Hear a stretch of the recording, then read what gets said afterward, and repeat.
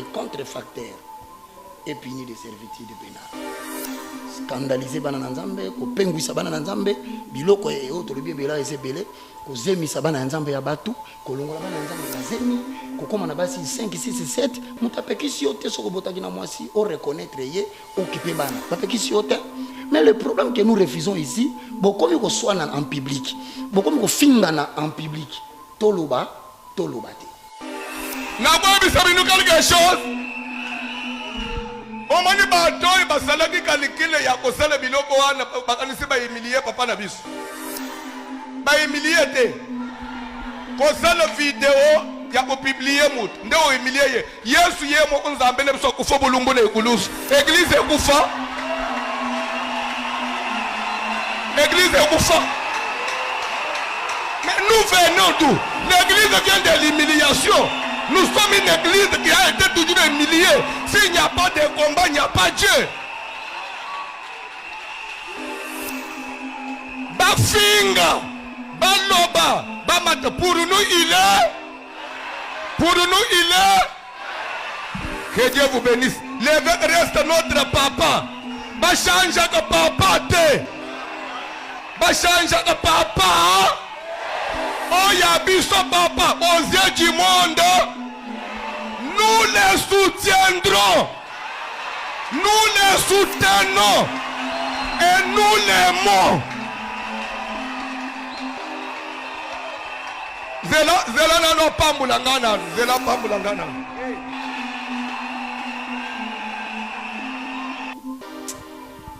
On a regretté. Au nom de toute l'église, la sengi nzamba yokela yo mawa pour éviter ma beni nzamba ko sala yo na mabi yo sali. Donc likambo biso monaki kezaki ya lokuta. Montage. Outi ko confirmer yango na ba propos na yo kezaki ya solo. Olobi est-ce que église et ko panza na posaleli moto vidéo obimisi mutakala na ye. Biso to ba keza lokuta. Mais yo so confirmer biso ke donc kezaki ya solo. Pour la kisabiso que ça solo aux yeux une vérité universelle ya mutakala ya Jésus. Jésus ba mutakala te. Jésus ba ina lingwanda. Et puis lingwanda ya Jésus magite pour la kanki hôtel.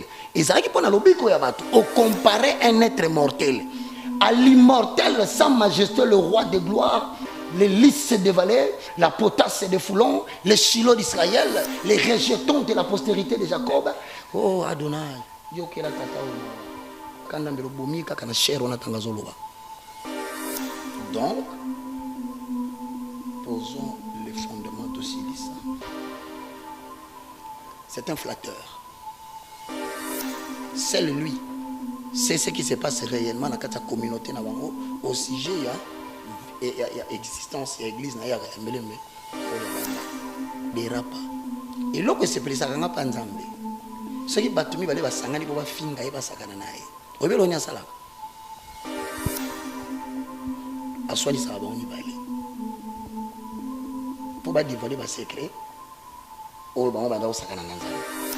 Je te promets, un jour, cet homme deviendra l'ennemi numéro 1 de son père. Mais va continuer ça. Je te promets, un jour, cet homme deviendra l'ennemi numéro 1 de son père. Mais va continuer ça. Je te promets, un jour, cet homme deviendra l'ennemi numéro 1 de son père. Mais va continuer ça.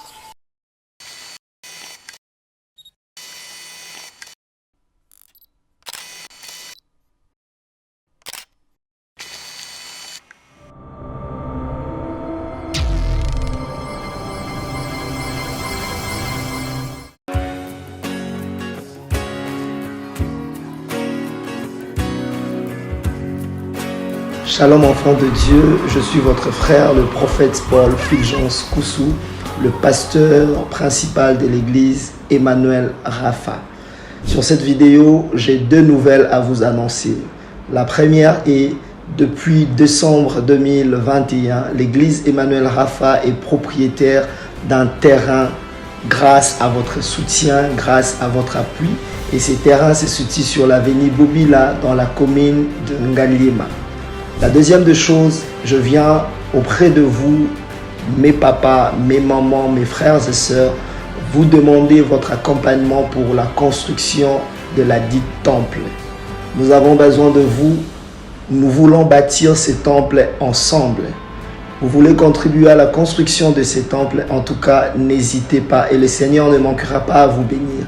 Il y a un numéro M-Pesa qui est affiché au bas de votre écran. Même pour nous contacter, vous pouvez contacter le même numéro. Le numéro est sur WhatsApp ou encore il y a un lien PayPal qui est affiché là-bas. Tout ce que vous avez, vous voulez contribuer à la construction de ces temples, en tout cas, Dieu ne manquera pas à vous bénir. Faites-le non pas pour le prophète, mais faites-le pour l'amour de Dieu et pour soutenir l'œuvre de Dieu.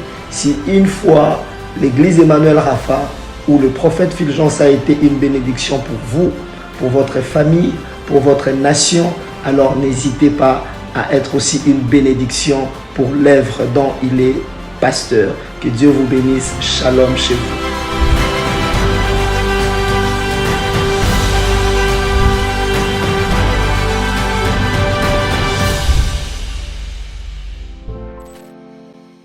Voilà, merci et bienvenue chez vous. La joie est de notre de savoir que vous êtes tellement nombreux devant vos postes téléviseurs pour nous suivre en ce net moment.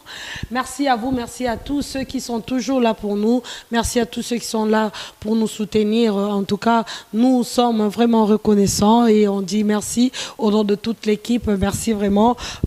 Aujourd'hui, j'ai pour vous un invité surprise, un invité que vous aimez bien, un invité qui vous parle très bien de la part de Jésus-Christ, un invité qui vous parle de la christianisme comme s'il était né à la famille de Jésus. Sans plus tarder, on va dire bonjour à notre invité d'aujourd'hui. Bonjour Papa Roger. Bonjour ma tendre maman. Je suis très content de te voir Yvette Kalombo. Que la grâce de l'Éternel soit avec toi. Un grand merci à tous ceux qui nous suivent ensemble. Lorsqu'ils nous voient, ils sont contents parce qu'ils savent que ma sœur Yvette va poser des questions sans complaisance et que l'évangéliste va répondre aussi sans complaisance. Donc nous faisons tout ce travail. C'est pour prendre soin de tous ceux qui nous suivent ici au Congo et aussi dans des chaînes de télévision locales et pourquoi pas ceux qui sont sur YouTube. Et donc merci beaucoup de nous retrouver encore ensemble. Je bénis le nom de l'Éternel. Mesdames et messieurs, je suis très flatté d'être le moindre de tous, mais qui va tenter de répondre aux questions selon la grâce que le Saint-Esprit nous accorde. Veuillez trouver dans cette émission un support qui vous permet de cogiter autour des problèmes qui sont en train de ronger aujourd'hui le corps de Christ. Et quelle est la compréhension spirituelle que nous pouvons avoir de tout ce que nous allons dire. Que Dieu vous bénisse. Voilà, merci beaucoup à Papa Roger Baka, notre évangéliste, le moindre de tous. De tous les hommes de Dieu. Oh là là. On ajoute les galériens. Donc, oui. dans souvent, dans bateau, dans ces bateaux, il y avait des gens qu'on appelait des galériens. Les galériens sont les personnes qui sont assis au fond du bateau. On sait que nous avons pour bateau et tambola. Nous avons des galériens. Si on a une likolo kuna tena bateau place bata vieille puis bavandi. Nga la vanda rande kuna na ces place makala ezali, c'est au moni vitesse ya navire bandi ko diminuer to zu makala to bandi su ko boa kapo bateau ezonga makasi. Bateau ngo sikoyo nde évangile otozoteya. Bateau ba sepela likolo mais biso na c'est ce qui to moni ke mbulungane bandi ko kota faut ko pelisa makala sikoyo nde pesa ka bateau nanda ko kanda ya on a pesi yo conseil. Et ça, la vérité, il y a la Bible, peut-être, mais nous alors, ça, la séparation entre vérité, nangaï, parce que moi, je ne suis que les galériens, les porte-parole. Voilà, merci beaucoup, Papa Roger Baka, l'évangéliste le moindre de tous. Avant de commencer notre émission d'aujourd'hui, nous avons tout dans nos questions. Pour quand ça va te belle confusion, va te belle barango penzate, va vérité langote, nanga moropé. Nanga moropé na kati en tout cas dans moi confusion et sikango. Papa Roger Baka, yebisa biso lelo ba congolais nyonso ya monde entier, pe monde entier mo baka ba congolais te. Papa Roger Baka, relation ni nous ala nango na général Sonika Futa Rockman.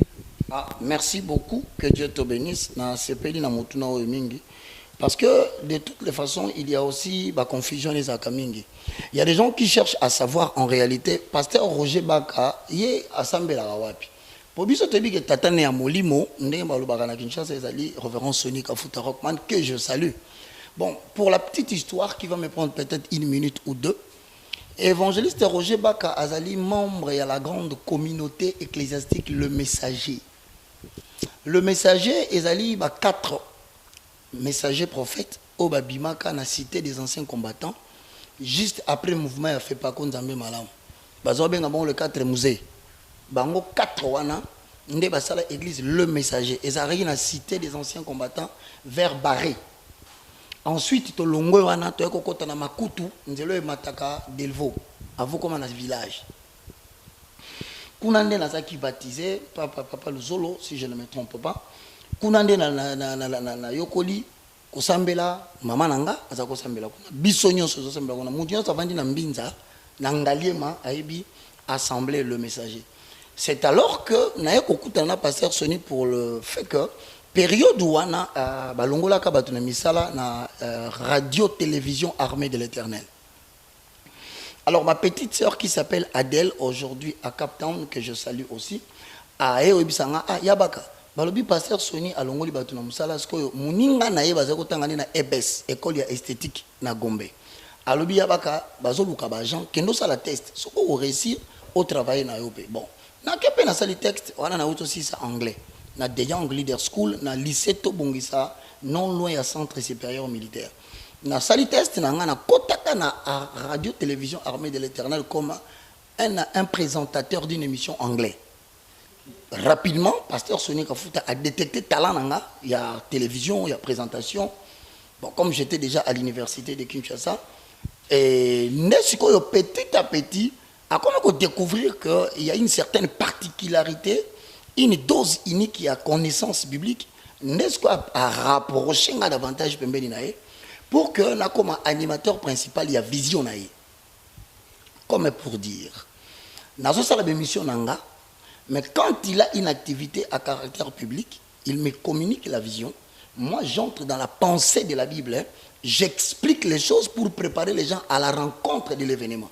Notre travail qui n'est Tina Nenge, en 2006, na radio télévision du groupe L'Avenir, RTGA. Non, mais tiki papa na yo, tiki papa na bon non, c'est une erreur grave. Je ne suis pas membre de l'armée de l'Éternel. Mais je suis un élément qui a travaillé en particulier avec le révérend Sony Kafuta, que je reconnais qu'il est parmi les personnes qui ont détecté le talent nanga, pesanga opportunité, il y a exprimer talent nanga la télévision en toute liberté. C'est pourquoi partout où je passe, je ne manque pas de lui dire merci. Et d'ailleurs, pour l'information de certains, s'il y a des pasteurs aujourd'hui, na Mboka Congo, oyonga na solakane na téléphone, Abengi Ayambi. C'est le pasteur Sony. Donc il n'y a aucun problème, nous allons bien. Mais père spirituel, c'est une erreur. Moi, je suis membre de l'église, le message. Ah, ok. Voilà. Merci. Vraiment, comprendre Yango. Papa Roger Baka, il y a un problème qui se passe dans l'église Corps du Christ. Problème, il y a pasteur Kankenza, Mwanambo. Ah, ok, le révérend Albert Kankenza. Ouais, oui, le révérend pasteur. Peut-être que le loi a commis à archevêque. Okay. Puisque le col là, c'est là qui vote. Le révérend Sony a commis évêque national. Il va penser qu'il est titre de Moussous. Bon, histoire de montrer qu'il a commis un peu au-dessus du général. Ah, ok. C'est un titre qui n'a rien à voir avec le ministère chrétien. Il y a un pasteur Ephésiens 4:11. Donc, nous sommes sur le malheur. Ok. Mais le problème c'est que avec le pasteur Kankenza Mwanambo et le pasteur Sony Kafuta, Boyo Kanyezate, pareil, parce que il paraît-il, je ne confirme pas, qu'il y a eu un complot pour destituer le pasteur Sony Kafuta, président. Il y a corps du Christ. Effectivement, il y a un problème qui se passe. Comme la Bible le dit, pour moi, je pense que postila au bien.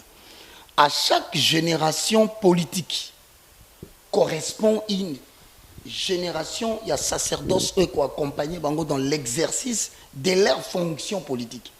Je voudrais dire tout simplement aujourd'hui que les gens comprennent que à chaque fois qu'une génération politique s'élève, ils ne s'élèvent pas seuls.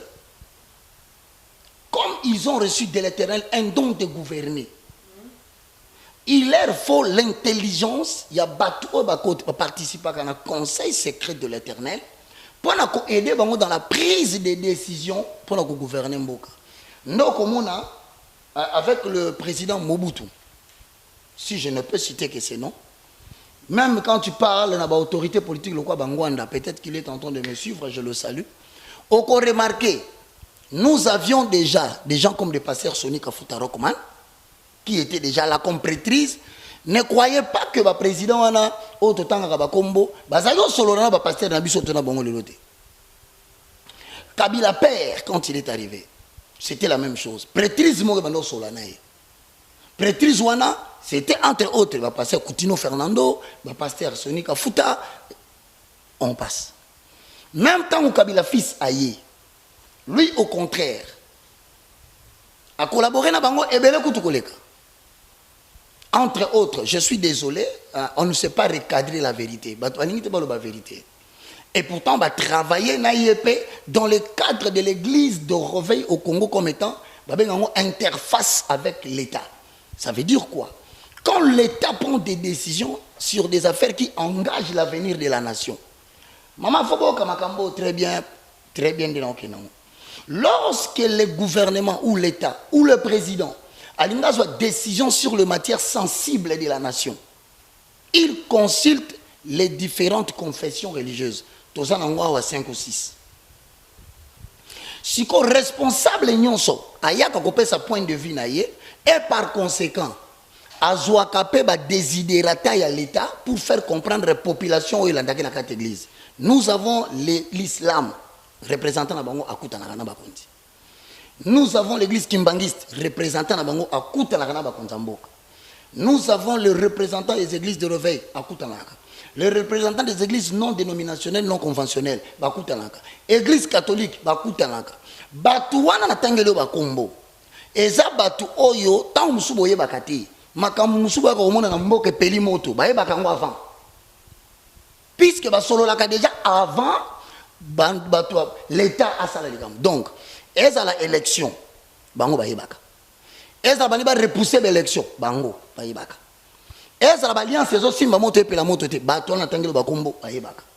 Alors, il y a un moment donné, c'est la prêtrise qui préside à la destinée d'une nation.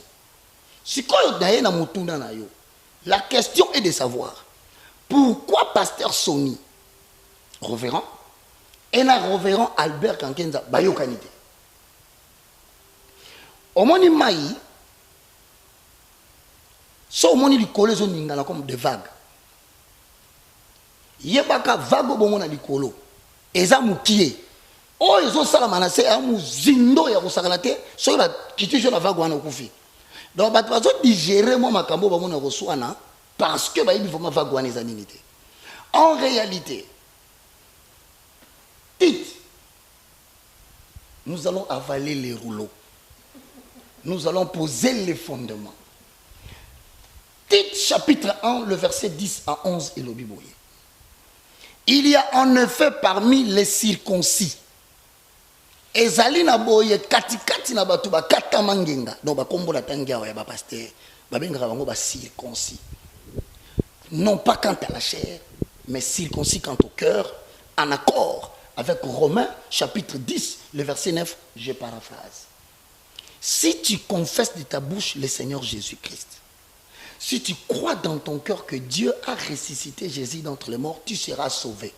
Jean 1, 12 à 13 confirme que tu deviens enfant de Dieu, non selon la volonté du sang, ni selon la volonté de la chair, ni selon la volonté de l'homme, mais selon la volonté de Dieu.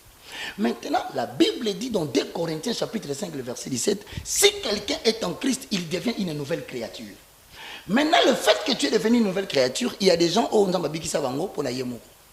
Bo forcer comme pasteur était ataza moyembi botika ye ami bikisa ye moko so ke bokomi ko forcer comme pasteur pour ko bikisa bato akobomisa bato mais ça la bato mususu na Ephésiens 4 11 à 12 il a fait aux uns comme apôtres, aux autres comme pasteurs, aux autres comme évangélistes, aux uns comme docteurs et pour le perfectionnement de ça.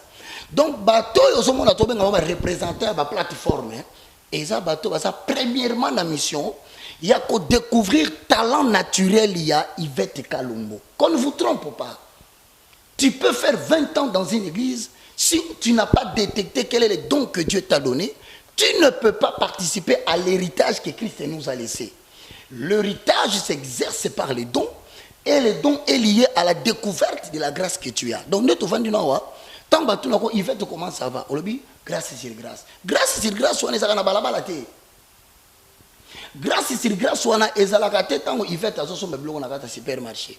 Et à la cate, on simba ka micro pour exercer don aye, faveur moko et akawana, et ça la kake, et si ka bat 1000 vies, il y a 10 000. Parce que yo lingo telemela obundisa ye, alors que 10 000 vies na ye, et où tu na bilamba la takite, oya ko boma Joseph pour na bilamba, et loko so sala Joseph est dans la kate.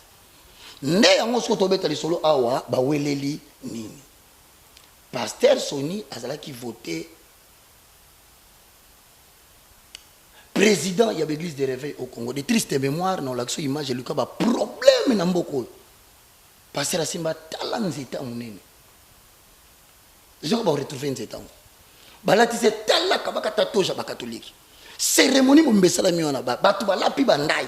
Batomboli maboko, batoka kozoka balo balo makambo, batomboli maboko balal bandai. Maintenant tita zobakisa. Il y a en effet surtout parmi les circoncis beaucoup de gens rebelles. Le vain discoureur et le séducteur. Donc parmi les pasteurs totangi bakombo, 3 catégories à baptiser qu'on se retrouver. N'est-ce que bitombe bandi? Des pasteurs rebelles. Donc des évêques rebelles. Des archevêques rebelles. Rebelles à quoi? Rebelles à la saine doctrine. Parce que le content comme il a leadership, conquête de pouvoir, positionnement, complexe de supériorité, complexe de titres évangéliques. C'est ainsi que et puis je vais t'informer.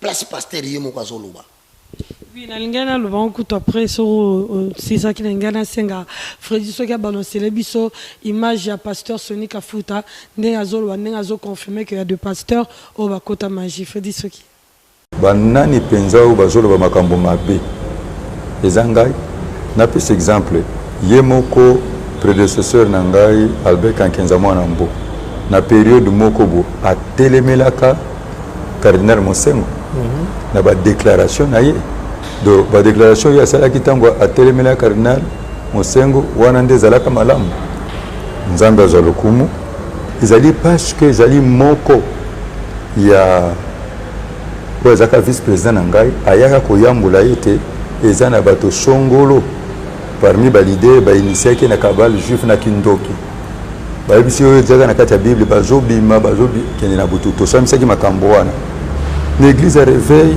tomoni magie ekoti sorcellerie ekoti baku ekoti bato kokufa na bampoisonnement. Quand j'ai décidé de mettre de l'ordre ozomona yango nde bitumba oyo nazali na yango alors nangene ebisa bino loko moko ngai naza kobondela na kosala jeûne ya 7 jours soki nzambe na lola alobi na ngai na continuer et je dis na kosala ba mandami balé soki nzambe alobi na ngai jusqu'à ce que je mettrai de l'ordre dans cette église na kojongi sa réveil na état na yango ndenge ezalaki donc ndenge ngai nazali awa nazwi distanciation physique na bandeko ngai na bango tokosololaka te tokomonanaka te nayebisi bino ata na ndoto na ngai baya te. Armée de l'Éternel, organisme d'évangélisation bayebisi ngai na mi retiré na makambo oyo. Mon père spirituel ebisi ngai na mi retiré na makambo oyo. Je suis encore fort. J'ai cette onction là naza évangéliste ozolanda malamu mpe na kozongisa bapapa nyonso ya réveil ozomona tozongisa eklese na biso na identité na yango na valeur na yango yeba ke loup akoki kolata poso ya brebis mais azali brebis te rôle na ye ezali ali ya brebis mais berger nde abomaka loup nayebisi bandeko oyo basalaki communiqué wana batuki nzambe ils ont blasphémé contre le Saint-Esprit. Ils doivent se repentir et porter le fruit digne de la repentance sinon te l'avenir me dira raison. Et c'est mon abangozi atango mouké. Parce que va toucher ma fouta. Au moins, imaginez le lobby. Le vrai problème, et zongi c'est sur la titre. Chapitre 1, le verset 11 à lobby boy. Na 10 il y a en effet, surtout parmi les incirconcis, beaucoup de rebelles, de vains discoureurs, de séducteurs. Babaki Siawa. Tala auquel Oezana S. Auquel il remplacé Batoun Somisato. Balabi, auquel il faut fermer la bouche. Donc, Bible sope sanga ndingi sa ya koyebisa bato bazo sala makelele ya émission ko lobana ba émission ole bate ya batu batiki mateya taisez-vous baka konya mpoli atobe banaka na bino yango wana balobi c'est 20 discoureurs, c'est-à-dire des discours qui sont vains, utilité, édification pour le corps de Christ zéro, salir les âmes zéro, imposer les mains sur le malade, les malades seront guéris zéro, chasser les démons, zéro. Mouta bénéficier dans le discours azate. Balobi maintenant petit il faut leur fermer la bouche.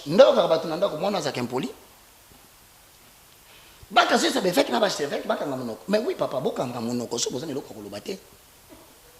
qui a besoin de vos entretiens? Vous venez le placer à la place publique au lieu de lever le nom de Jésus parce que les apôtres Jésus a Jésus. Montrez-nous seulement l'agneau. Cela nous suffira. Le reste, il y a des débats, il y a l'ambolati, il y a l'intofenlin, et talibi sauté. Montrez-nous seulement l'agneau, cela nous suffira. Tétabakisi, auquel il faut fermer la bouche, il bouleverse des familles entières. Deuxième référence. Donc, vous savez combien de gens considèrent Papa Oyo comme étant des gens honorés dans Oyo? Combien de jeunes qui drainent derrière Albert Kankenza? Combien de jeunes drainent derrière Sonika Futa? Pour ne pas toucher les deuxièmes vidéos Oyo, qu'est-ce qui arrive à ces gens? La réponse est simple. Une génération s'en va. Une autre vient.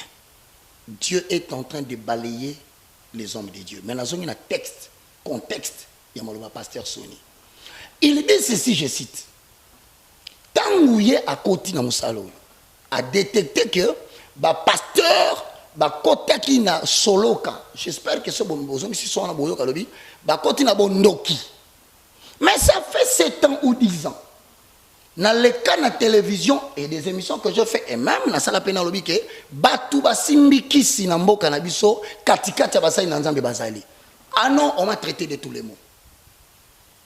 Aza jaloux. Monsieur Soukoutou, il y a Moulouba. Alumba Koneji. Ousa jaloux. Moi que tu vois, papa oyo tote sabango li memia toto sabango mais o ba commencer à commis Sony. C'est de la honte publique. Humiliation de la plateforme Église de Réveil. Et ngai na osenga nzambe mama Yvette apesa biso ngolu toko dissoudre eloko babengaka Église de Réveil au Congo. Et kozala ka lisusu te. Photo luka moyen eloko ekweya parce que c'est la porte d'entrée de tous les sorciers évangéliques et des perturbateurs de la paix sociale. Reste avec quoi? Les indépendants. Plateforme Moussous. Comment? Nouvelle génération, des gens qui ne dépendent que de deux choses. Ils n'ont pas besoin de parler avec l'État. Pour eux, ils dépendent de la Bible et du Saint-Esprit. L'État va subir les conséquences de leur travail. Comme Élie. Il ne fait pas de plateforme. Mais tout le monde est au roi. Il a tenté de vendre le ERC. Il a tenté de consulter la plateforme. Mais si on a un roi, que s'il continue à traîner, voici des gens dont la nation a besoin maintenant. Des gens qui sont capables de remettre l'autorité de Dieu dans le cadre de Moïnabat. Vous voyez que les gens comme Kubanga, maman, il fait tout matin, tout matin, tout comme Kubanga. Comme Kubanga, c'est que non, eh, n'a pas on a commis qui dit ça. Mais baka on peut ma camion ça sur le besoin salima. Baka ana soka lobby kamba waka kum isalami. C'est ça. Tozongi sabatu posa ya Kubanga nzambe. Tozongi sabatu posa kondimela ke nzamba solo azali. Mais pasteur a lobby ke batu bakoti kisi. Je vais maintenant dire la vérité. Pasteur a lobby entre les lignes. ayoka mona monoko mutu musu te na monoko ya ye révérend. Il y a un pasteur à Koufa qui na Kinshasa à la période na prophétisa qui dit wa ya basali na nzambe basimbe kisi ba kokufa. Pasteur moko akufaki. Tango akufi révérend Soni Moutazala qui wana lokola moto face à la prière à clôture. Vous pouvez imaginer maman Yvette Moutou Aboma qui est parmi les pasteurs à côté de la judaïsme qui wana aye. Aye koloba na bango nini ngai lokola na linga ki mingi na sombelier veste ya pembe, chaussette ya pembe, cravate ya pembe, sapato ya pembe, balatisa ye na cercueil. Famille telemi makambo nazo biso yo ba pasteur ba yebian. Na lobaka nyonso te, na saka na ba réserve ba lobaka no baka za mayele te na bi. Si j'ouvrais ma bouche pour tout dire, bon ndiata suma kolona ba église wana te. Boko nyataka makolo te na limité quartier industriel axe du mal. Boko ndete. Si quoi le long la koloba parce qu'il fait ta tuninga motuna il faut na lo. Pasteur Soni atomboli maboko. Alobi motonyo savandia. Oya monike azana likambute na ebembe ya tatao ya lali na mabele. Tombola maboko no likolo na signe ya mutu azo senga nzamba atambusa moli mona kende bien. Les deux pasteurs qui ont tué l'autre pasteur na kata ma occultisme bazaki wana atomboli maboko te. Premier cas. Deuxième cas, l'anda bien makambo pasteur Sonia Zoloba. Je bénis l'Éternel parce que en tant que papa ayambi molimo ya baka. Esprit de dénonciation et lati général. Alobi à côté kate. Nzamba samala mwe nzamba pesi pasteur molimo na ngai. Sikoyo pasteur alobi que magie et koti. Magie c'est quoi? C'est la nécromancie. C'est la chiromancie. C'est le bouddhisme.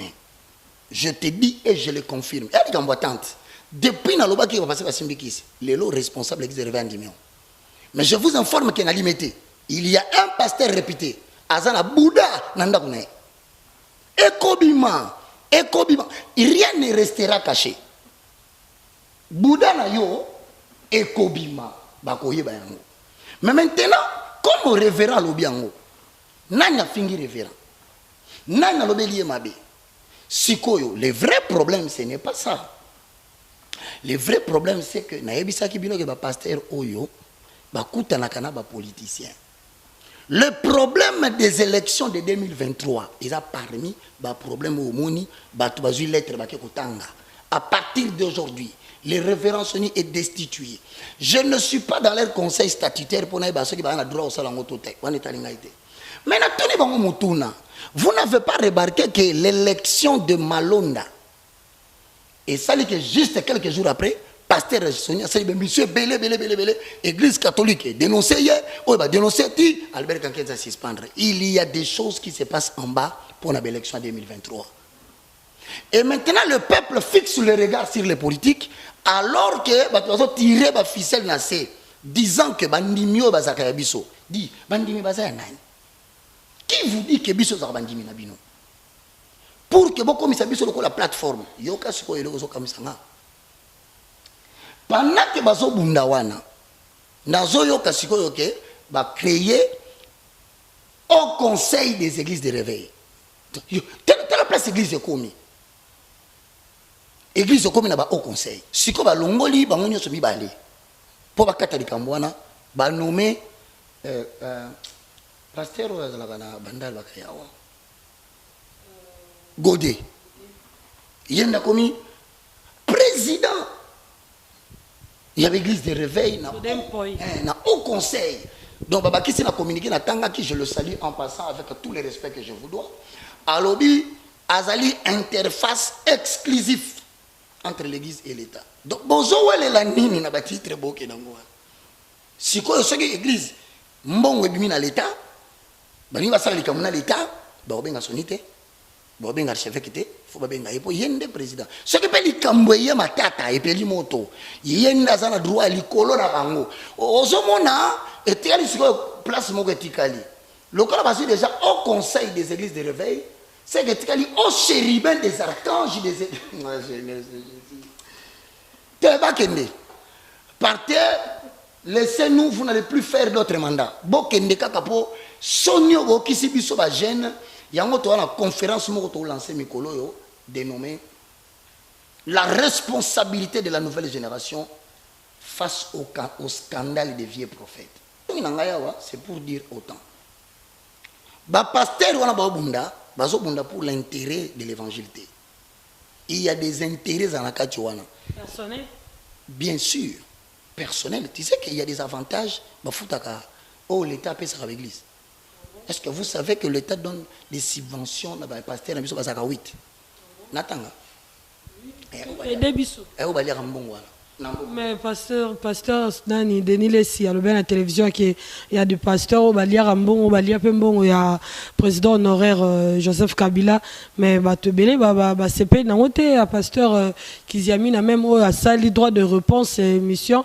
Freddy qui est débissé l'exception dans l'image au pasteur Denis Lessi Vander, le pasteur Baliak. Comportement ba mutuna frine tango ya trishaki wana ngamu te na tunyo mais tango trishaki université et c'est ngamu tuna ngino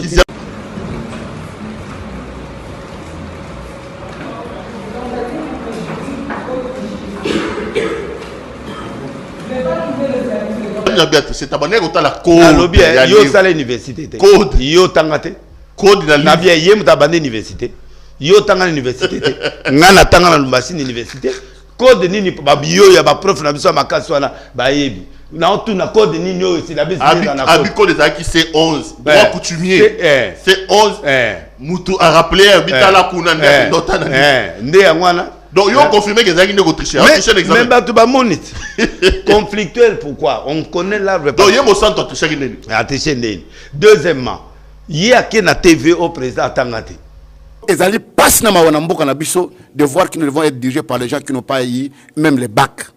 C'est une honte pour nous qui avons étudié. Parce que la preuve est là que la personne qu'on met à la tête d'un grand pays comme la République démocratique du Congo, il n'a même pas de diplôme d'État. Et de deux, il vient falsifier même les papiers qu'il présente. Et le monde entier sait que le président de la République démocratique du Congo, c'est un fausseur qui va se mettre devant l'ONU pour parler au nom de la République démocratique du Congo. Non, je te réponds. C'est une honte. En tout cas, Félix Amoté Malam, Abi Félix Atangate. Abi Alamga 6h du matin. 6h, Adoki Nekotanga, tout ça. Comme président, Ata Elo Moté Ayega comme président. Mais est-ce qu'un homme là, quelqu'un qui cherche le conflit, et c'est le frère, alors qu'il y a un conflit, il y a un niveau à présidence, il y a un niveau là. Heureusement, Beto Abato qui parlait, il a dit, ah, mon tout le monde, il a péré dans Zikaka, mais il a fait Fimbo Bendapo, il y a un boy. Zikaka, a jeté, Mubutu, mais il a fait Fimbo Nandenga jeté, mais à Betty Kara. Mais c'était un manque du respect. Mais c'est un manque du respect du chef de l'État. Oh, chef d'État abimi. Mais alors bien, c'est opposant, c'est un discours d'opposant. Faux opposant. Na ebisi mutu nanga Moïse Katumbi po abisinga ba ebisinga komi kuna na eloko soki na ensemble pour la République. Il faut abima. Faut abimiser kuna. Moïse abengana kuna. Abengana parce que conflit eza kuna po Moïse mutu nanga. Faut abimisa kuna. Na ba Francine faut pas bengana parce que kuna a okokate a créer ba conflit na kati ya parti. Pe ba voter te po ba un député de moins. Ba voter te parce que à l'équipe ba conflit. Na ba tunyoso. Ngai batebele babenga kizamene ko c'est la Denis les cité ko répondre yete boy na répondre Denis na plateau biso na ye na nga to vandi na batémoin soit to vandi à confondre nga lobi okosi Renaud Mogezaka place boy ba plaka 250 000 Renaud Mogezaka na sika boy ezaka boy bomona yango c'est faux et archi faux kizamene na lobi soko azoya Kishasa d'ailleurs plateau na ngao na koyamba bino abi face à face yona sur le plateau mwana na ekakate mwana na yeka ka komandaka ya yaka bisiko ya lingana ya ifungana ya o débattre na ite soye na ko débattre loko nini mutu olé na ko débattre nini doctrine miracle parole ba débattre parole mais ya na ko débattre makambo ya mbongo yepe alia bongo siko na ko débattre nini parce que ndé ezaboye azwa mbongo azwa turu ala liboso azwa na lobby j'étais na réunion wana et loko ezalaka parce que il y a des pasteurs, des jeunes pasteurs qui étaient venus dans la réunion wana. Quand ba commis, Denis se voulait que moi si naie azala responsable la presse mbonga presse et okuna ba média ba presse pas naie. Ba discréna général Sony. Général Sony a dit Denis si tu parles encore moi je vais te taper maintenant. place où il y a Zoloba, soit disant que ce n'est à Betanga, tant que nous sommes en Nzambe, yoga nous sommes en Nzambe Mobimba, Azoloba na mis sur Batu, que des lignes si banyaba betaillé par ya Sony. Bonsoir na Sony t'es toujours. Sony abagi non. Au côté ça moi sinon les gars moi na pobo benda moi. Na côté si moi cité, moi si nanga azali mokonzi na katia institution na biso. C'est pas Maman oui. Pasteur ngai na ye na secrétaire général nanga tozalaka so ba réunion mso ezali tokenda na bango lia kana batu na lia kana batu nanga ya mabongo makasi alia kana batu nete yango ya ye moko tanga zo ya ye moko po amona ya lia kate ngana ya kana batu nanga balia ka même jour tokenda na présidence wana na lia kana batu nanga ka kenda pe ya na batu na ye soko mo ezali pe baninga pe ba se retrouver ya ka ye moko po alingate batu ba ye ba ka lia ka mama politique c'est un conflictuel ils amènent c'est un conflictuel. Il y a un problème na biso na Congo. Bon mona ke mutu na sima Bible azaka musali na Nzambe. Mutu a telemi azote azaka musali na Nzambe. Bible zoloba ke balona elanga ya bleu na moi na butu muyini aye aloni pe ivre na ye. Balobi to longola ivre balobi te botika ngo ekol ensemble tita ona ngo yokoka to longola bleu et puis ivre to tumango moto. Wana mbwakela sembola to comprendre muke non eza mbwakela eza nini non mbwakela tena lingo ebiso vérité et lingo lo bateka mbunyoso oyo azo benga ba pasteur azo baboye vraiment za serviteur de Dieu bayiba ka musali bayiba mutu na Nzambe na mbuma bien lubike bayiba ka nzete na mbuma na yango tango azo ba mbuma ye kaka ndenga sawa alobiki ya za honnête mais tout a eu soda moko na premier so na limiter na zo kene classe. Pourquoi se présenter devant l'État? Akimi. Pourquoi qu'il ne se présente pas procureur? Tout dans l'État, quand la 4e rue, non, n'a aucun cours, dans tout le monde. Moutaza honnête, un arbre on connaît pas le fruit, mais fruit qui est quand même qu'on s'est dénoncé. Qui est qu'on y est, ça va causer que je fais pas exprès, mais je fais ceci. Alors, qu'est-ce qu'on peut dire? Il y a mon avou là. Revenons sur à tout bélité. Donc, je vous dis que fruit le baki a la fruit. Il y a des moutons à fruit à ma bé parce que mouton a fruit à malam. Et on s'enga pardon devant la consigne na s'enga pardon na ki 6 mois ya mabondi li pour na s'enga pardon na peuple na sengi l'émission na. Voilà, si on a nyo so na papa Roger Baka. Pasteur Denis le servi balia mbongo. Pasteur Kiziami na bi non c'est faux balia ti. Posons le fondement.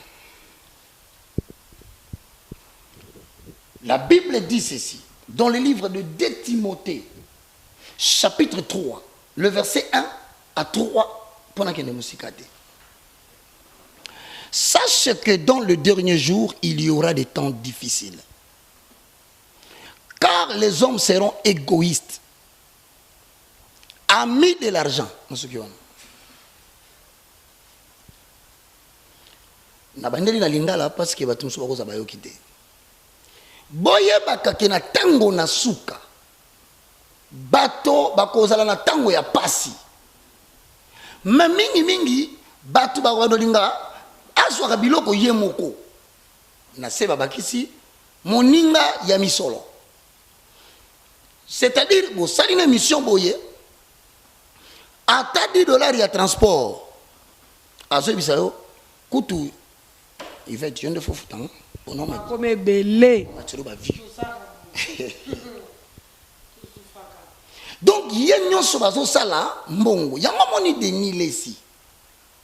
Azui courage à bras le corps. Pourquoi? Na vie à Moutou, et ça a 3 étapes, mais 2 indépendants. Première étape, nous pouvons naître avec des erreurs héréditaires. Deuxième étape, nous pouvons grandir avec des erreurs héréditaires ou de la société et Kolisibiso.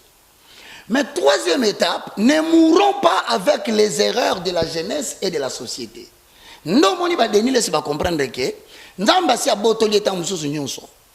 Église, bato basili. Ora na mboka eza susute. Considération parti habité. Na koki okufa boete. Ah, na komo kende na suka bana mai boya to senga pa pardon to le bisaba makambo to sala. Voilà au moins quelque part les gens qui ont compris que le peu de vie qui nous reste, toku fata to soigner image na dernière minute. Nda fandi alobite. Ngana lingi na loba. Batuni oloba nini? Na oloba. Okoloba nini? Te na loba. 2 Pierre chapitre 2, le verset 1 au verset 3. Il y a eu parmi le peuple de faux prophètes. Likambo eza likambo blagiti. Toi na ba faux prophètes na kata moko.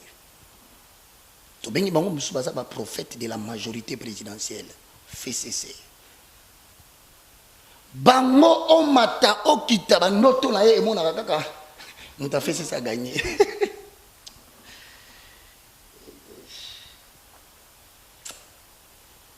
Conséquence ça passe hein. Tozana ba prophète na mboko yo azali prophète exclusivement à tendance cash. Mingi ya mona kaka mande ko doubler. Tozape na quantité ba prophète intermédiaire. Ya la muka. Mingi ya zomona kaka la muke ko so pouvoir. Donc ba notre soka la muke mona kaka na zomona cash ndeti ba koyi ba kufi na moni FCC bitumbi bini mais na moni ndeti na ba tomboli la muka papa. Un homme de Dieu ne peut pas avoir de coloration politique, il libère le message, point, il s'arrête là. Si comme il y a eu parmi des peuples de faux prophètes, Paul nous dit dans 2 Pierre chapitre 2 le verset 1 à 2, il y aura de même parmi vous des faux docteurs qui introduiront surnoisement des sectes pernicieux, qui reniant le maître qui les a créés, attireront vers eux-mêmes une ruine soudaine. Posons les fondements. Je sens le bouillonnement des références. Matthieu chapitre 7 le verset 15. Quand il dit que mingi so nazo pesa ba verset ndeko nanga. Po nazali porter parole ya mutu. Na ko bandoloba mingi te na loba makambo mukolo makambo lobate. Ndeko mona ndako bibo espérons que to suka na version na pona question. To suka na ngote so moli mo santa pesa na ko pesa. Mais verset se pelisa kanga mama Yvette Kalombo et lobi na Matthieu 7:15 boye. Gardez-vous des faux prophètes. Bokeba ba faux prophètes ba koti. Bazo kebe bokeba. So yebiso to sala tango kebisa binote. Bino moko bomi kebisa. Ils viennent à vous en vêtements de brebis. Lolenga zoya na elobeli na ye. Na elateli na ye. Na pembe na ye ta musunenga zala ka pembe. So otalika ka kipembe na yobi o mwana beni in.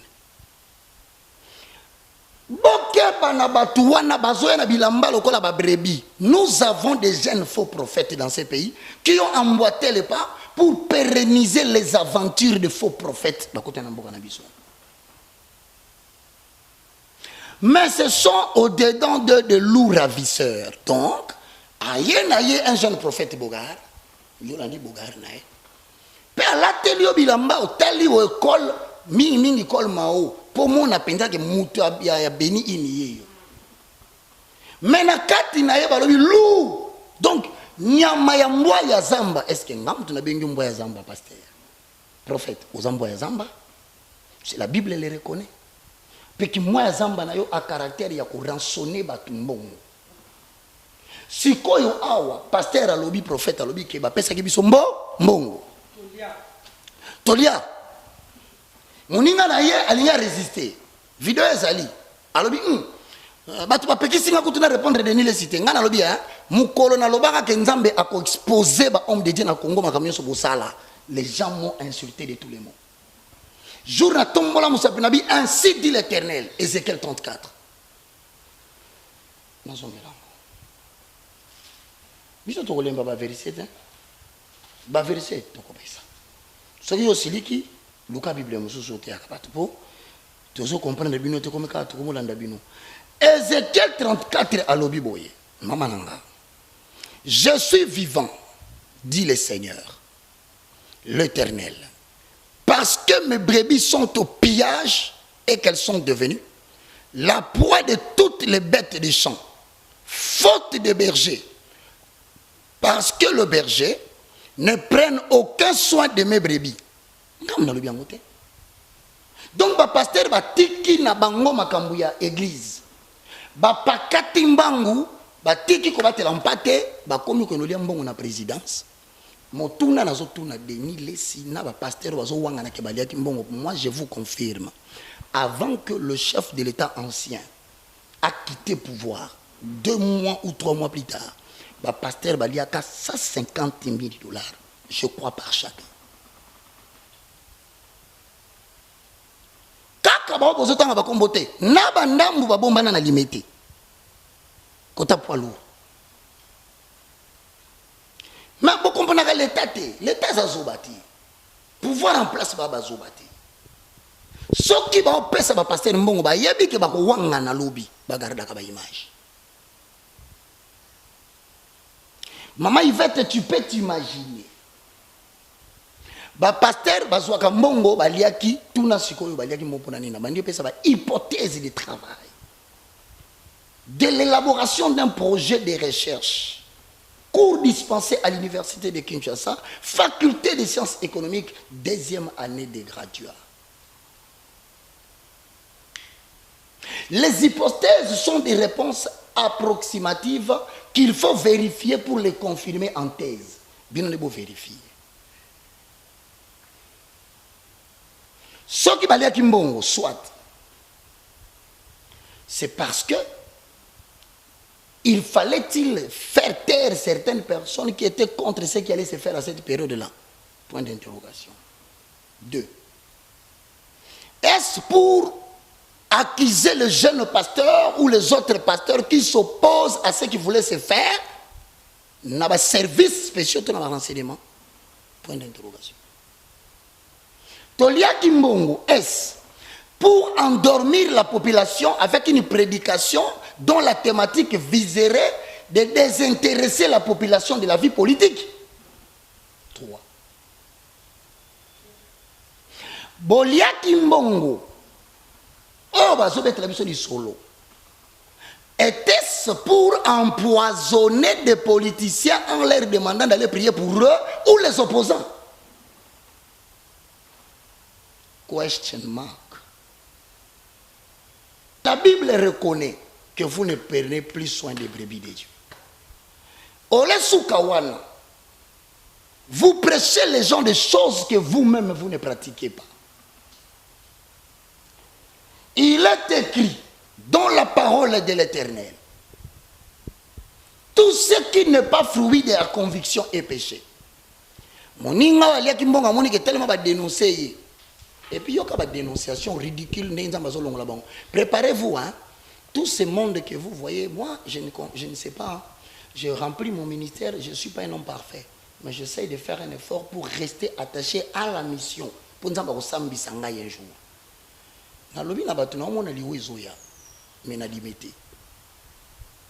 Na omona liwe ya mutu moka munene papa. Na omona liwe mama. Na yekolo baki na omona su liwe ba sena nzambe landani mingi. C'était dans mon émission en plus. Exactement. Tant que quoi, boum, j'ai reçu plus de 5600 appels. Il y a Batu, il y a ministère parce que mon maman est le makasi, na tanga ikombo na télé 50. Journaliste tanga lobi na c'est que tu as dit. La question se pose maintenant. Qu'est-ce qui vient devant nous? C'est l'élimination d'une certaine catégorie des hommes qui se disent serviteurs de Dieu, ba okoya.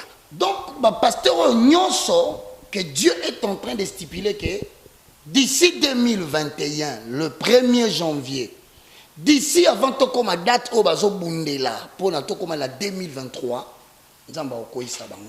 une nouvelle génération prendra la relève. Il y a prêtrise, il y a beaucoup, Baouta Poto, Baouta Kinshasa, puisque Dieu veut présenter la République démocratique du Congo de manière prophétique en 2023. Comme une nation qui va commencer à prendre la puissance.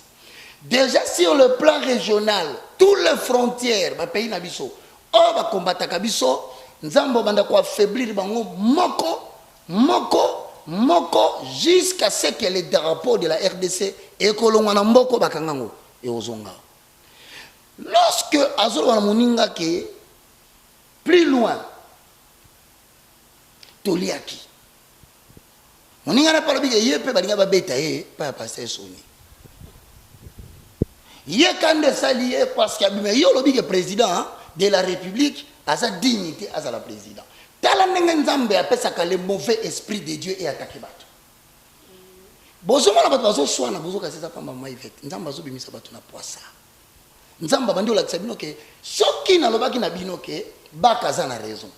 Mbelelelo bato bele batomboki. Mais regardez les spectacles désolants. Nanu silite ekobima pebo kanga bango te. Puisque molimo wana si akobimisa bango na poisa ici lati bango. Tiba kokende bateli génération ya musala ya pasi ekomi défi ba relevant. Yé pas lobi na yeboye. Matthieu chapitre 7, le verset 16 à 17, wana mutazolo bango pasteur Kiziamina. Vous les reconnaîtrez à leurs fruits. 17. Tout bon arbre porte toujours de bons fruits.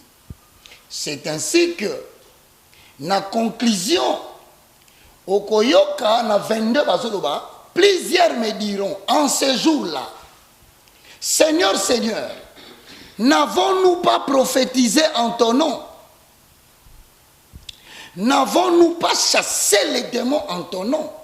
Yoka réponse, maman Yvette, Jésus a réservé na ba archevêque, ba évêque, ba prophète, ba évangéliste international. Au cas où, bah, il y a une réponse avant. Réponse. Alors je leur dirai ouvertement. Et vous allez en coucou, ok, non, bazo sambisa, passé sonner en coucou, bazo sonner sa kisamina en coucou, oh, bazo sambisa, Albert Kankeza en coucou, Denis en coucou, non, Moukouna en coucou, non, il n'y a pas de huis clos en matière de jugement du Kolokuna, et pour ça, Yvette Wana, Baka Wana, Bisson Wana. Nazo signaler ce que Mike Karambaye. Mike. Autour à père.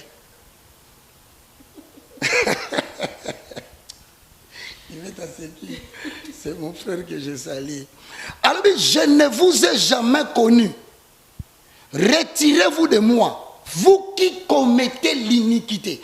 Donc, pendant que Bisso dans mon papa Oyo, Batu Nanzambe, Zamba Saki ko silika likolo pasolo bagé, Baza Batu Basala Kabondo qui n'a excès, iniquité, péché sans limite. Il y aura un péché sans limite. Wana mwasi na yo oke ko botisa mwasi ya mongimi osakana mwasi na yo pasteur o utiliser pouvoir na yo oboto di musicien ya église na yo mwasi obalié ozui cameraman na yo ndeti pasteur na ngai ami na nga ami na sens que ozaka côté moko na bandala aboto na mwasi ya cameraman na ye abalié deuxième femme atiena ndako cameraman ça filmer. Donc ce sont des gens qui commettent des choses. Oui, bien, na ibisa kabino yermoko ke soki ngai na saki na protection ya nzambe te na makambo na lobaka oyo. Mbelesi na kufa kala babomanga balakisi peke botala nzamba bomie po ando sakana na nzambe. Sikoyo bato balaki na sakana na nzambe. Boba kisake Denis les aso sakana na nzambe. Sonia aso sakana na nzambe, Albert aso sakana na nzambe na communiquer apesa ki Kiziami na sakana na nzambe, mais eloko eza motuya, vous les connaîtrez par leurs œuvres. Nous avons une vidéo à tricherie. Est-ce que ça m'a dit que c'est une vidéo? Au quoi c'est que maman pour biki sangai? Oui, tout à l'heure, pasteur Denis Lesiazo, c'est un journaliste qui s'est vidéo il y a un pasteur qui s'est mis dans la classe, mais on a azo tangana et une minute on a un pasteur té. Bon. Mais Bible nous peut dire mbeli mi balé, mbeli ami nous mi balé, papa. Pasteur comme il faut changer selon les circonstances. Donc ce n'est pas un oint de Dieu. Mais papa Roger, ce n'est pas de ma faute. Dans la Bible, dans Lévitique 21, 8. Lévitique chapitre 21, 8, ainsi. Total, le sacrificateur comme saint. Donc, sacrificateur comme des. Maintenant, la Bible se complète par elle-même. Donc, verset précis. Montako contredire Yonangozate Balotolobaka Osana. Oracle de l'Éternel. Vous regarderez mes serviteurs comme des saints. Or, dans le sacerdoce lévitique, il n'y avait que la tribu de Lévi qui était considérée comme des sacrificateurs. Pas le Ruben. Pas la tribu de Siméon. Pas la tribu de Nephtali. Donc, Donc, il y avait une catégorie de gens qui considéraient comme un de saints. Bon, on a un peu de Lévitique. Il y a un peu de Lévitique pour ça, Lévi. Si on a un Nouveau Testament, posons les fondements. Ah, mais la Bible. Le pasteur Mogalobi, la Galobi, Bomoni Mutumubimba, Azaka Soka Pesi verset tout, a Pesi verset tout. Na salié en passant, Mugishu Mbote, et a Finga Kinga Lobi Baka, Mpoukou. Bateau va la vidéo là, va tomber, la tombe, une éducation. Donc on n'a pas le temps de passer le temps là-bas. Si quoi y a Hébreu chapitre 8, na verset na yango 8, to souki si na 13, poto que ne moulaïté. Parce que le pasteur, il a un tricherie photozongela. Car c'est avec l'expression d'un blâme que le Seigneur dit à l'Église, à Israël. Voici les jours viennent, dit le Seigneur, où je ferai avec la maison d'Israël et la maison de Juda une nouvelle alliance. Dans la Bible, on a souligné nouvelle. Nouvelle veut dire quelque chose qui n'a jamais existé avant. Donc, ce qui n'a pas kala, Lévitique, selon le message prophétique de la prophétesse Yvette Kalombo. Oh, il y a pas c'est quoi yo? Yo lingo boya. Mais on t'a porté parole. Amen. Amen. Parole ya mutu. Ba benga ke messager. Porter parole des prophètes. Après ce verset. Dans la minute on a yambi yango lokole lo banzanga. Maintenant il a complété yango pour na pesa yango sens complet. Ba lobi ba passer biso mobeko ya sika. Donc, ce qui n'attend ka lanza bazako pour na ka tribu ya Lévi, c'est qui changé. Et là, nous sommes tous un royaume de sacrificateurs. Donc, si vous avez versé à Lévitique, vous regarderez tous les Congolais comme des saints. Il y a un moment, Éphésiens 4, 11 à 12, il a fait aux uns comme apôtres. Donc, bisogno sauté. Et ça, la catégorie, abatumoko yemoko atebango pembeni. Pona musala na ye. Mais pona bo yeba musala na bango soki ça vraiment bango parce que muta kola mukape na tonga lobi ngai na sali le ministère de lampe tempête de l'Éternel. Yo boyela ndenge nini. Ne bazongisi biso na posons les fondements actes des apôtres au chapitre 20. Ne mutu mo akadela nga lobi baka to attaquer ka mutu na ye. Ba attaquer la tête pour la bungisa ba verset. Jamais maman n'a pas vivre à 120 ans. Le plus jeune va mourir en 120 ans. Au moins, il y a un verset. Donc, il y a un temps donné à Yvette le temps. Si vous avez acte des apôtres 20, 27, car je vous ai annoncé tous les conseils de Dieu sans rien vous cacher.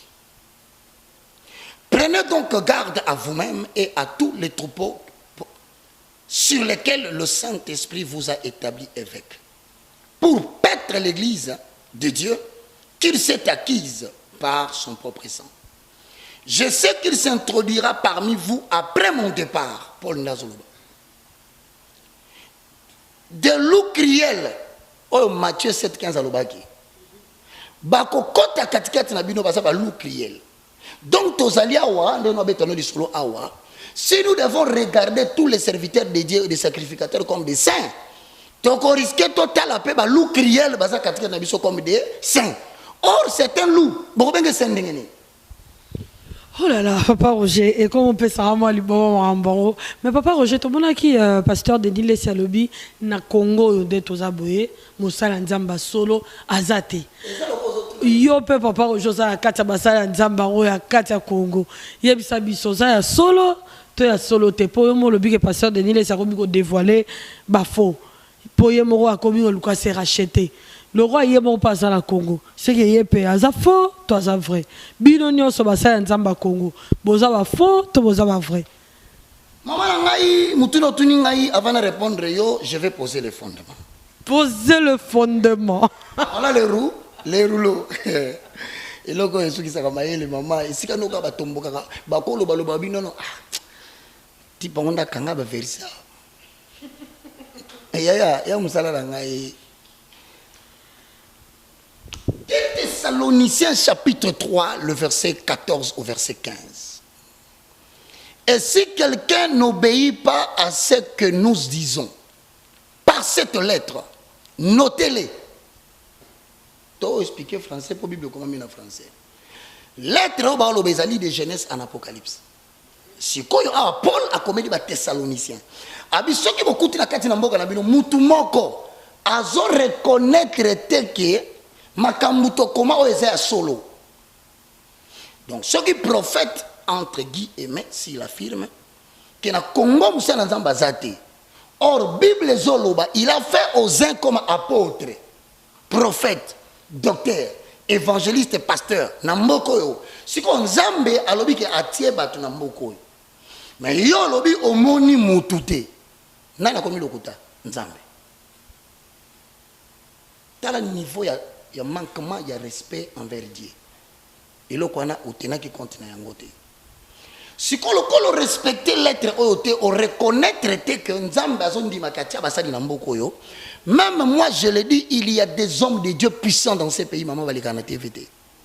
Basala ka mission te bazape na batu ebele koleka ba pasteur musu basala ba spectacle, il y a ba zoo, il y a ba jardin zoologique, il y a non, quand vous découvrez un animal qui sort du corps de quelqu'un, ramenez-le aux jardins zoologiques parce qu'il y a des animaux en voie d'extinction. Protégez l'écosystème. Si koyo soto zongiawa. Balobi notez-le maman nangai. Français o yebiso soto yokola. Notez-le veut dire bogangela yi. Batuni aja mutute pour le bakemutaza impoli. Parce que dans 1 Samuel chapitre 3, le verset 4 tinacé, Samuel était encore petit, mais Dieu venait de lui donner les avertissements sur les sales comportements du sacrificateur Eli na bananemi balé au fini na fine. Or baozo misuni ya ba sacrificateur na ne tumba mite. Or musuni o na ne tumba mite ya nyama, c'est ça corps de Jésus-Christ. Motezopela, c'est la passion de la mort à la croix. Ce que tumba mite na souka, c'est que Jésus a atteint remission na souka quand tout est accompli. Mais le quoi là-bas, bazo sa fourchette, bazo bimisa musuni, bazo ko interrompre la mission de la croix.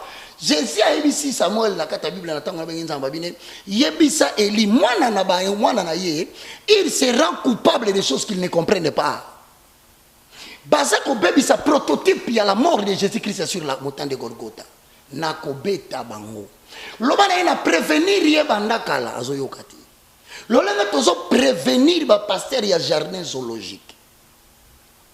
Le longo tozo prévenir ba pasteur ya ba agence de voyage astral.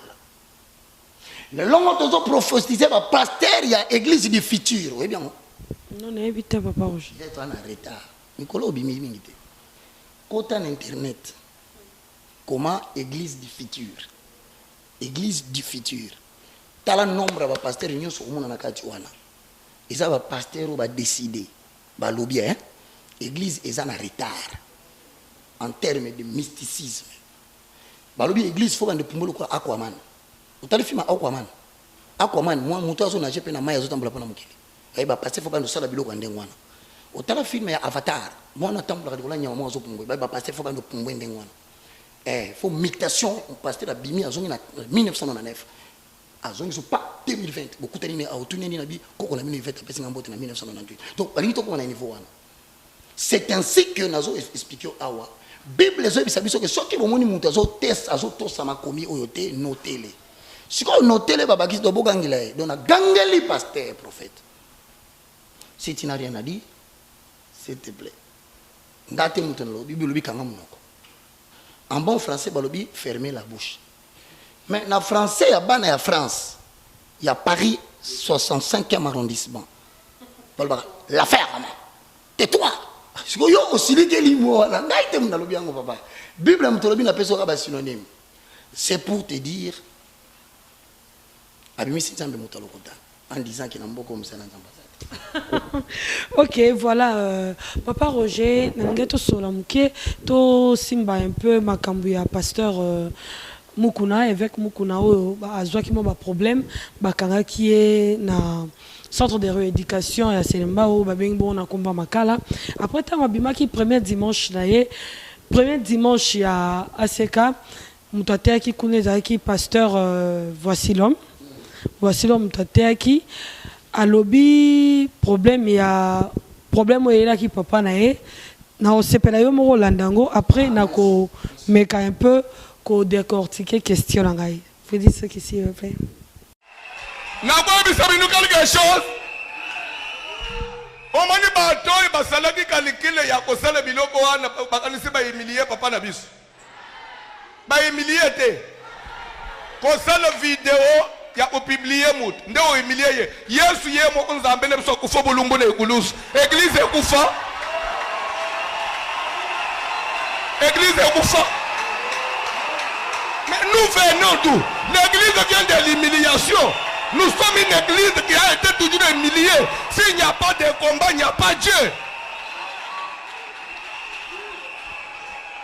Bafinga, baloba, bamata. Pour nous, il est. Pour nous, il est. Que Dieu vous bénisse. Reste notre papa. Bachanja que papa te. Bachanja que papa. Oh, Yabiso papa, aux yeux du monde, nous les soutiendrons. Nous les soutenons. Et nous l'aimons. Zela nano pambulangana. Zela pambulangana.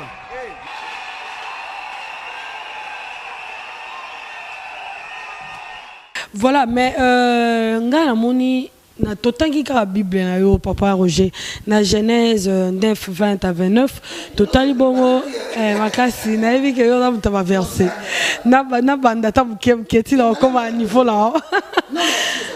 Merci beaucoup. Genèse 9 20 à 29 tout mon histoire à Noé. Histoire à Noé tout mon bongo d'éduter à Noé zaki na deux deux volets. Voilà, merci Freddy Soki.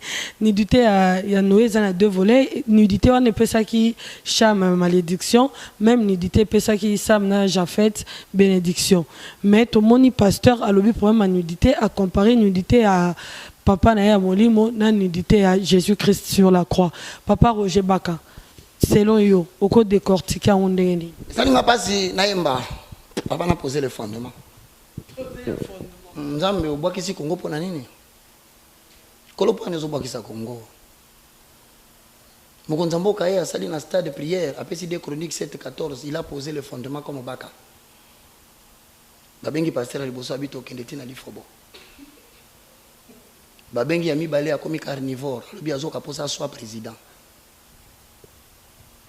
Babengi yami sato lobi humela. Nzambe. Oh, imaginez ni Congo est dans le monde. Il y a des serviteurs de Dieu. Oh, aïe. Aïe. Aïe. Mokolo nini mbeka yeko kwea na miso a Congo. Kitendo ya noire kolonga mokolo nini ye. Lokola avec le haut, amona ki bato lokola banzete. Salela Congo amona malamwe. Pardon. Nudité ya Genèse, ils en ont dévolé. Opposé le fondement. On lui vola liboso. Ils ont dit lipamboli pona Sem na Japhet. Mais moi na oyo ali baby. Cham Azalaki maudit. Posons les fondements. Ça veut dire quoi? Lorsque Tata Nabango a Melaki Masanga, nul n'est parfait. Mais persévérer dans l'erreur devient diabolique. Landali solo oyo. Il y a Momeli Masanga, il y a Papa Oyo. Nassima, je te pose pas la question parce que c'est toi qui me le poses. L'homme intègre et juste selon Dieu. Nous allons commettre des erreurs. Mais nos erreurs doivent nous aider à tirer des leçons pour ne plus se faire scandaliser et scandaliser les chrétiens. Première leçon à tirer. Papa, Amélie Massanga, Alongo Bilamba. Personne n'est parfait, même moi qui te parle. Dieu permet donc le délai préparatoire. C'est comme quelqu'un peut se permettre aujourd'hui de brandir une image de Yvette, 1998, 1997. Mais la Yvette de 2020, qui sait si la maturité vient des erreurs, il y a 1999, que les autres n'ont pas encore commis, ne peuvent pas connaître des leçons, c'est seulement ceux qui n'ont pas osé de connaître des leçons. Osana. Exact. Donc, il y a des choses qui sont en train de se faire. Yo sala ki ngote parce que otikala ko oser vina nous te libanda. Sikoyo mwana mobala melaki masanga na dévolé, attirer d'abord les leçons. Pourquoi? Parce qu'il a simani à meleki sur masanga longi bilambadi. Donc les hommes de Dieu ne doivent pas nous embobiner, dire que ne touchez pas à mes oins, ne faites pas du mal à mes prophètes. Pendant que tu répètes la même chose, bazo pekisayo, et tiki panayo, et zui oyo comme contagieux. Et l'on pana oyo, mutakala oyo bimi. Et que pa oyo, mutakala oyo bimi. Tout ça, tolobi kaka, l'erreur est humaine. Naka oyo présent. Pasteur, obimisi, mutakala na télévision. Bana na biso ba 4 ans, 5 ans, 8 ans, 10 ans, bataille. Tozongi na volé na yo. Soki, moi na oyo soki malédiction, tu sais pourquoi? Parce que lorsqu'il est venu voir, la seule erreur, c'est le simple fait d'avoir raconté. Mais la Bible ne parle pas du résultat du péché ou des conséquences du péché. La Bible dit, il est vrai que le scandale viendra, mais malheur à la personne par lequel le scandale passera. Donc c'est-à-dire que, Allah que la mamabe, évêque oyo mutakala na yeba tobakotala. Mais na minute wana, batu oyo pe ba beti solo, soki je suis sincère avec moi-même. Na leka ki na TV na senga ki même 2 jours de prière. Montu nyonso azala image mutakala. Ezala ya moyembi. Ezala ya pasteur. Ce n'est pas à nous de les condamner. Notre rôle, c'est les dénoncer. Obandi malemba yo kite, oloki 2 personnes. 3 personnes ont quitté, Tinzambe yemo comme colonaye, à quoi exposer. Mais toi ne crois pas que, ça c'est entre guillemets, que tu peux mettre fin à la vie d'un serviteur de Dieu parce qu'il a commis une erreur à caractère public. Et d'ailleurs, si nous devons être sincères avec nous-mêmes, nous avons tous commis ces erreurs, d'une manière ou d'une autre. Comment avons-nous eu les enfants si nous n'avons pas ôté nos vêtements dans nos maisons? Comment avons-nous eu des enfants dehors si nous n'avons pas commis l'impudicité pour laquelle Dieu nous a pardonné? Seulement, malchance pour eux, ils sont tombés au temps des hautes définitions de la technologie. Mais sinon, nous sommes tous égaux. Ah, tous la pasteur qui est. Ce que les 2 autres enfants, qui m'ont dit, voici l'observation qu'il faut noter à jamais. Ceux-là, quand ils ont appris cela, ils sont venus en reculant. Première observation. Mais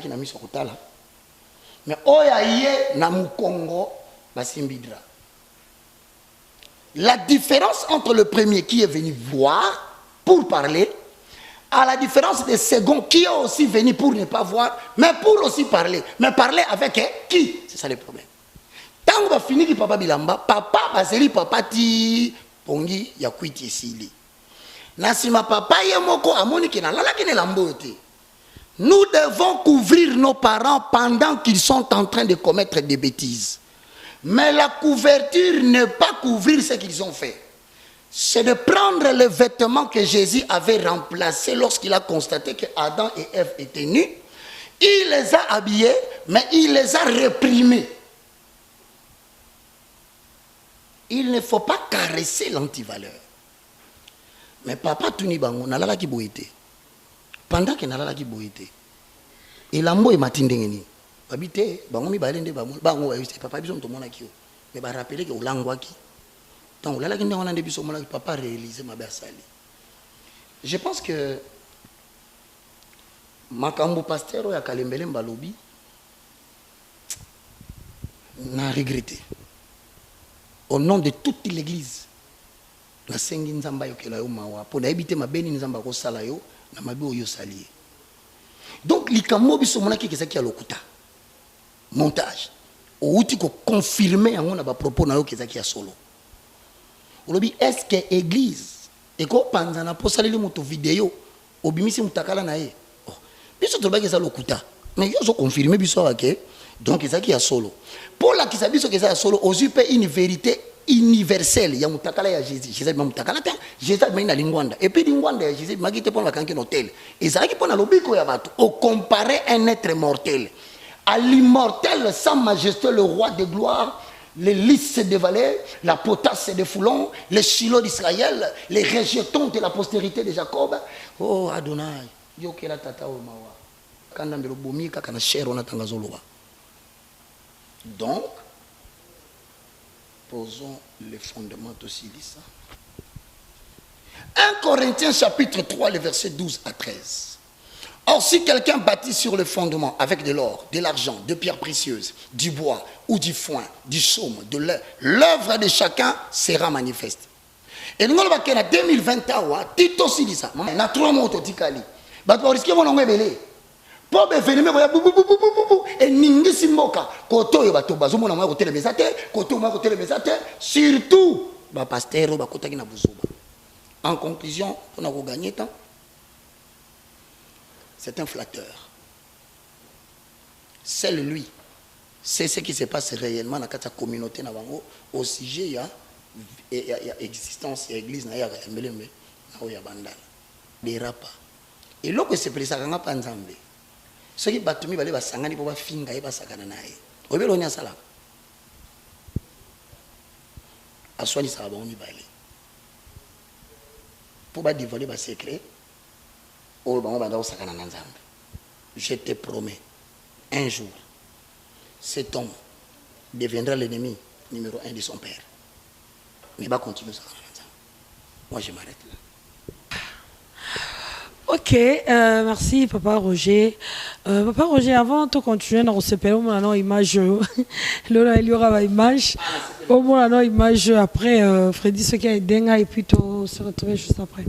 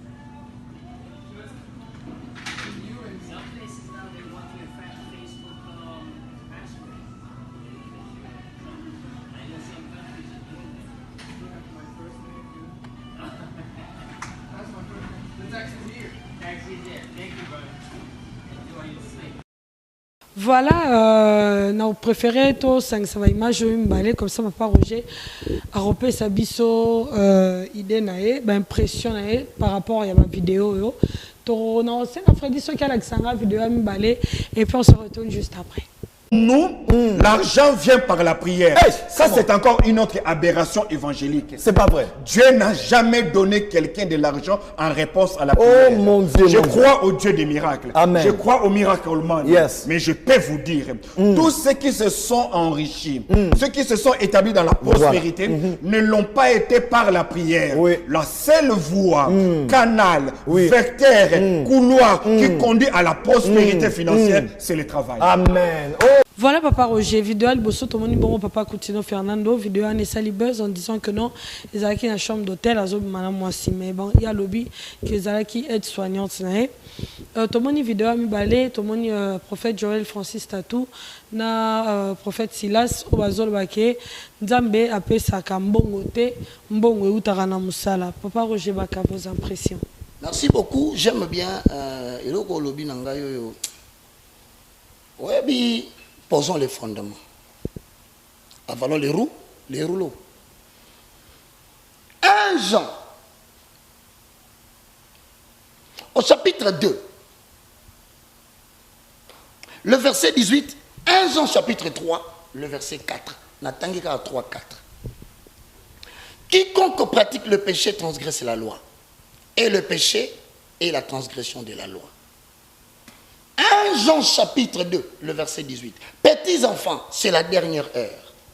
Et comme vous avez appris qu'un antichrist vient, il y a maintenant parmi vous plusieurs antichrists. C'est par là que nous connaissons que c'est la dernière heure.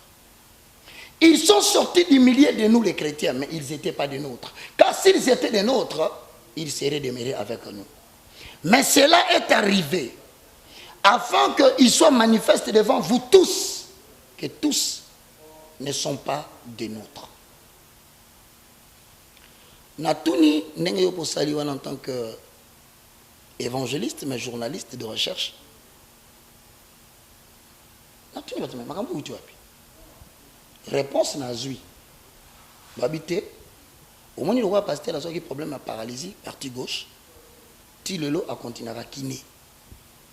Il semblerait que Nabotel Mingue, bon, ça moi je ne le confirme pas, mais Ngat Namona à Dubaï. Nabotel Mingi, ils ont un niveau où ils ont place de ça à massage. Kiné, tout ça. Bon, bah, il y a kiné. Il y a partie gauche pour le Boko depuis prison et ça l'a bien été. Si c'est ça, Dieu soit glorifié. Mais Balobia, quiconque pratique les péchés. Aïbake, Azana c'est à Mobeko Moko. Mobeko Anna va consacrer. Mobeko finit ça par trahir. Mobeko finit ça par Kokangamutu. Donc, en bref, je considère l'opinion, c'est comme a dit. Avec tout le respect, je dis, Ezalakini. Batu balandagabiso balandibiso. Batu atosa kama kamtolobaka par la grâce, yangolo nanzambo tozanango, yako annoncer les oracles de l'Éternel. Nous croyons, sans spéculer, que le pasteur était parti faire le massage, il a parti à gauche parce qu'il était paralysé. Mais si cela n'est pas le cas, mieux vaut tomber entre les mains des hommes que de tomber entre les mains de l'Éternel. Puis ce sera quoi il n'a pas beaucoup naïe. Nanya kokata likambo yo pour tout robaka lobi pour être quoi il n'a pas beaucoup abattu. Que Dieu te bénisse. Deuxième image, Yasuka. Comment on va nani? Docteur Silas, na prophète Joël Francis Tato. Nani n'a posé fondement quoi? Poser le fondement. Ouais, bah tout. Vraiment, ceux qui sont maïles, ceux qui sont maïles. Comment quelqu'un peut oser prétendre, la Bible dit, ma maison sera une maison de prière. Vous, vous en faites une caverne de voleurs. Voleur, c'est la profession. Quand toi tu dis que Dieu répond au travail, voler n'est pas un travail. Celui qui sort la nuit pour aller voler là, il ne gagne pas l'argent. Bateau, nyonso bakabi kobanga lelo parce que le président de la République a dit non, ce sont des voleurs, mais ce sont des travailleurs. Donc autrement, Silas veut me dire moi, non à la prière, oui au travail. Mais si tout le monde doit aller travailler, il n'a pas fait la particularité. Ton syllogisme est général. Tu as émis la majeure, la mineure et la conclusion. Mais tu as oublié dans ton sens d'intellectuel que tu veux nous faire voir que yotanga mingi français mingi. Au bon sens que quand la majeure est générale et que la mineure est générale, la conclusion l'est aussi. Pasteur, prophète, s'il vous plaît, si tu n'as rien à dire, fermez-la. Comment mon encore? Zila rima. Maintenant, nous avons Israël, pour quand la terre promise avant de travailler, à cultiver la terre. Ni libéra qui prière. Parce que Dieu a dit, dans Exode 2, j'ai entendu le plaire. Comment tu peux dire que le travail est une fin? Le travail n'est pas une fin en soi. De deux, Abraham devient riche. Dis-moi le travail qu'Abraham avait fait, si ce n'est pas la réponse de Dieu à sa prière par rapport à la promesse de Genèse chapitre 12, le verset 1. Certainement, on peut évoquer verset 1. Nous apprenons parmi vous qu'il y a des gens qui ne veulent pas travailler.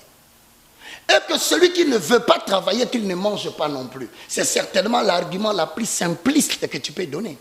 Maintenant, je vous promets. Vous remarquez, on s'est concentré dans le ministère, télévision, d'abord. Pasteur, toi qui travailles beaucoup, humblement parlant,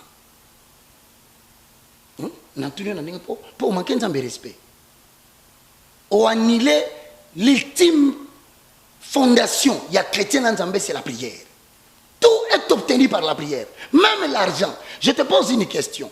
Savez-vous qu'en Israël, nous allons kotaka et que le prophète Moko a sa cola. Alors, il lobby un morceau de blé pour un denier. Sakomi Moko, il y a bleu, un denier.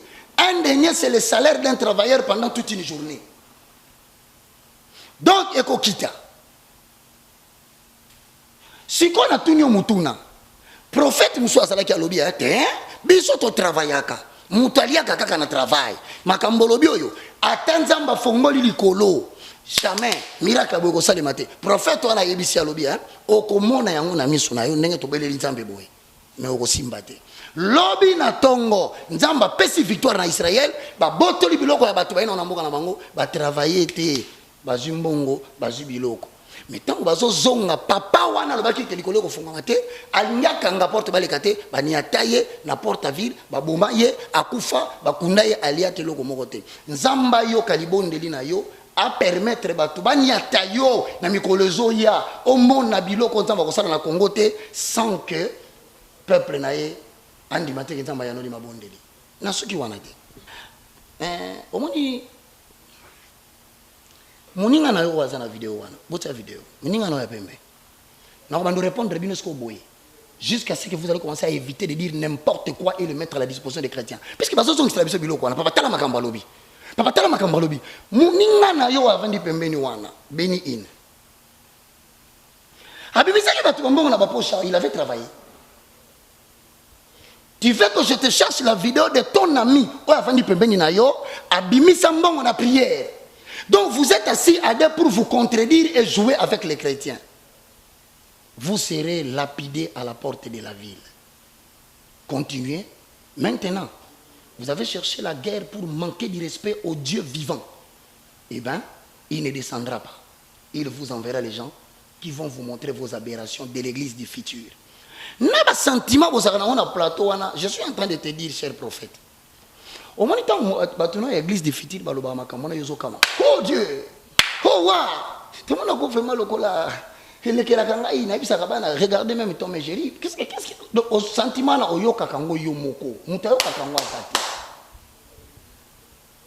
donc, mon t'a contredire, c'est ton ami là qui ose faire sortir de l'argent na poche ya bato. Ton ami là l'a fait. Il a fait quel travail?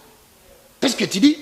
Na mon embêté, à tikala pour répondre, na mongo, par la prière, c'est le travail. Mais lui, quand il priait, il demandait à Dieu, Misambongo n'a pas pour Shabbatou. Toi, tu étais où? Avec son collaborateur, il y mettait, ouais, Misarabatou, Mbongo Nandaku, oh, tout le monde a gagné, va finir et ça, $100, $200, $300. Même les alliés, vous allez rencontrer des autorités politiques qui craignent Dieu. Bah, quoi appliquer les gambos en Asimambongo. Le contrefacteur est puni de servitude pénale. Scandaliser banana nzambe ko penguisa banana nzambe biloko e oto lobi bela ezebele ko zemisa banana nzambe ya batu ko longola banana nzambe bazemi ko koma na basi 5 6 7 mutapekisi yote soko botaki na mwasi o reconnaître ye occuper bana bapekisi yote.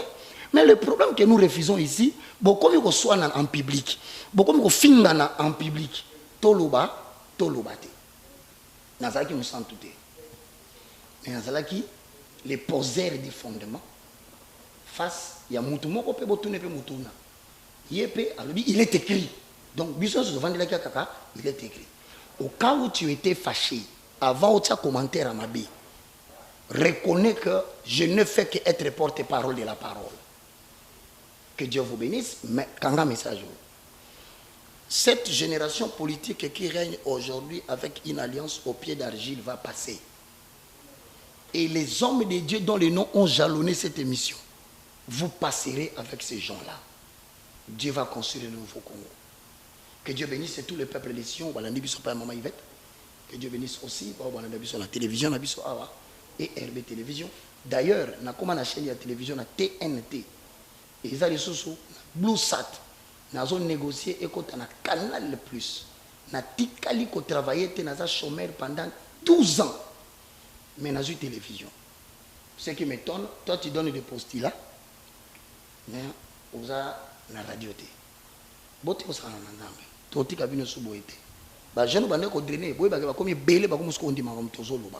la nouvelle génération, levez-vous bientôt pour la plateforme. Tout dissoudre plateforme Église de Réveil. Les jeunes Congolais, il y a 7000 qui n'ont pas fléchi devant Baal. Il y a des tata qui soutenir la vision. Il y a des mamans, des jeunes, des ndimi. Tout là qui s'est fait beaucoup de pasteur Boïté. Bisso, tu retombes la voie de l'église. Maman Yvette Kalombo, que Dieu te bénisse. Une seule chose, que l'Éternel guérisse les malades, spirituels et physiques. Si je n'ai pas eu le temps, Zambé a télémé la batte, Zambé a fongo la porte en sorte que bazo finga yo, baza la bateau yo nan kuku, bako beta li solo, yamakamba mine nzambazo sala na bomo ina. Au nom de Jésus-Christ. Pour tout contact, plus 243 90 79 66 785. Plus 243 90 79 66 785. C'était le moindre de tous. Le plus petit de tous les hommes de Dieu. Et comme ça, ce que je vais répondre, aux autres, je vais déjà plus petit. Je vais répondre, je vais plus petit. Peut-être et Akiote, même la Bible dit Torolia biloko tolambite, Torova dans la banda ko totongite, Toko salate, mais Toko lia.